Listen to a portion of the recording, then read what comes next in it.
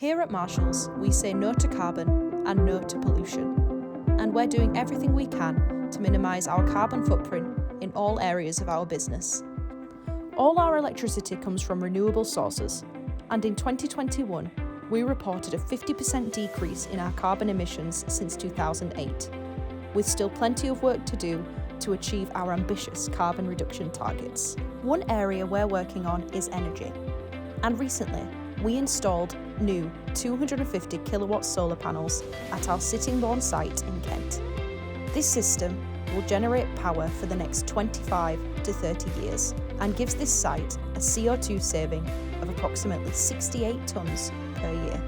As part of the Marshalls Way, we're proud to do the right things for the right reasons, in the right way, and every Marshalls site has plans to include solar panels in the future. To find out more, visit www.marshalls.co.uk/sustainability.